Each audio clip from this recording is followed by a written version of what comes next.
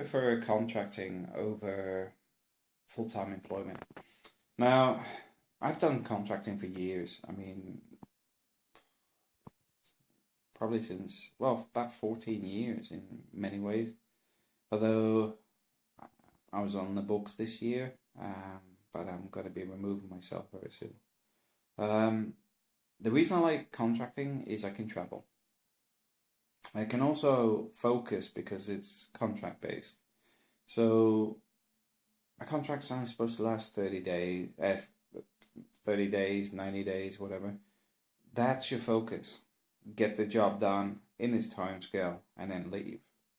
Um, with companies, when you're an employee, um, they want their 40 hours a week, 37 and a half, but let's be honest, where I am at the moment, they want 55 hours most week if they can.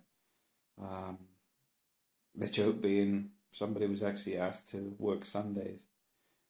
Well, sorry, let me rephrase that. They had to be somewhere for 8 a.m. on Monday, but it was rescheduled to later in the afternoon, and then somebody said to him, "Oh, you won't have to travel on a Sunday." And he's like, "What? What do you mean travel on a Sunday?" I hadn't even agreed to it, because it's just an assumption you'll just do stuff. And it's not a nice thing, because you're not appreciated for doing it, you're not respected for it, and you're not valued for it. A company does that sort of thing, has missed the point of managing its staff. You shouldn't have to be anywhere at 8 o'clock in the morning unless the company is getting you there for 8, but letting you have other time. But what you get is quoted your working terms and conditions when it suits. So, contracting, I just focus on 30 days, 60, 90. Work for a company. The goalposts move on a regular basis to suit the company's needs. And you're the last thing they think about in many cases.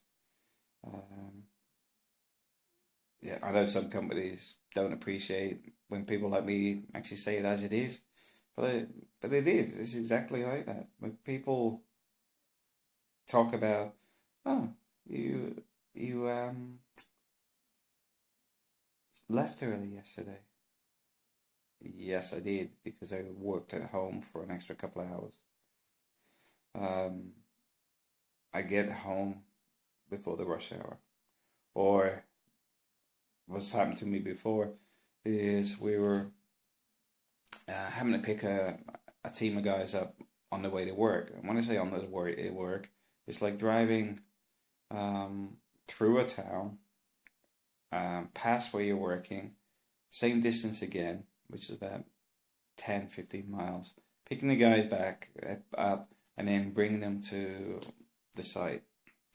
So you go 30 miles in the morning, so you go 30 minutes, 45 minutes journey in the morning and in the evening, because you're picking up the rest of this crew, which aren't really your problem, but you know they'll struggle to get to work, so you're sort of helping them out, and they're all part of the company. You know, I'm a strong believer in teamwork. A lot of people tell me about teamwork, yet I find they often looking after themselves.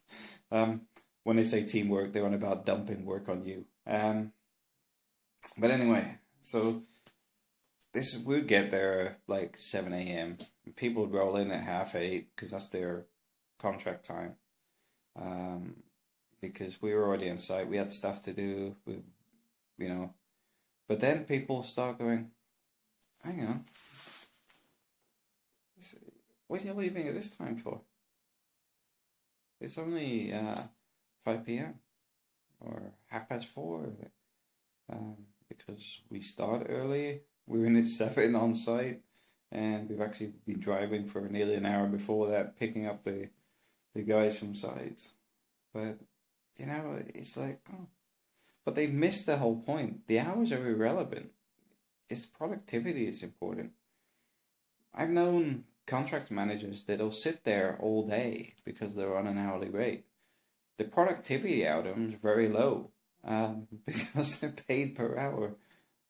The the company's going, okay, this guy's really hard working, he's there all day, and I'm thinking, you know what he does all day and books 10 hours for, I could do in 6. Um, but I'm on a salary, so there's no benefit for me doing it. But also, people don't appreciate you telling the truth. But yeah, I like contracting, and I'm going back to it, because it means rather than have these weeks where I miss going home and stuff, I can simply just say, right, I'm in the UK for 30 days, and then I'm taking 30 days off. That's it. I'll do the contract, and then I'm out the door. I do a 3-month contract, then I'm off for 2 months. You know, that's sort of shoot for the hills, you know, get the contract done, and then move on.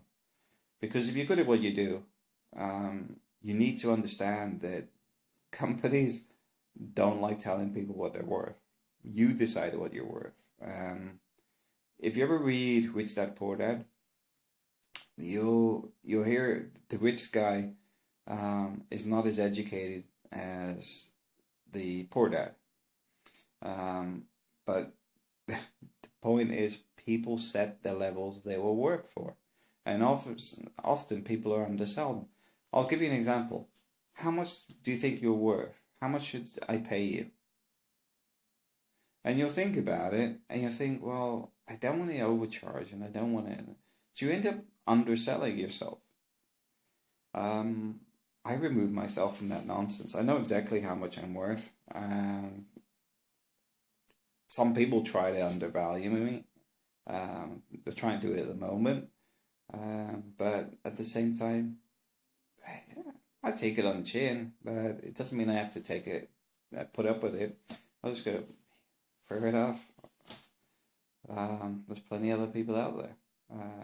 And that's the thing. You're worth what you think you're worth. But not what you're quoting people. If you've got a figure where you think I'm worth $40 a day, or sorry, $40 an hour or whatever, and somebody comes back and says, well, I'm only paying 20, you're going to come in about either going to be desperate for it and just take it, or you're a bit more like me and will go, okay, well, I'll do it for 35. You know, because at the end of the day, if you've got no work on at that time, you can take it. But the main thing is, you're not way underselling yourself. You're sort of giving a little. But I do know people that would just go, okay then, and just take the 20. And that's what I'm saying. You know, don't undersell yourself. You'll be surprised how many people up the price if they think you're just going to walk away. Because they already have more money in the system most of the time. They just don't. They'll just try and get you for what they can. I know some people that are the difference between people, between there's like nearly 50% difference in salaries for what contractors are doing on something I've been involved with. Now, it's not for me to negotiate their contracts or whatever, but the simple fact is, some of them have undervalued themselves significantly. But I don't think they've even discussed with other guys what they should be getting paid, or could be getting paid, should I say, because should is what they agreed. But anyway, I'm going back to contracting. I love it. I like the lifestyle. I like the challenge, because the contracts are normally a complete mess when I get there, which means that I got something that excites me, is interesting. Right now, I've lost that. The only description at the moment is bland, and that's not for me.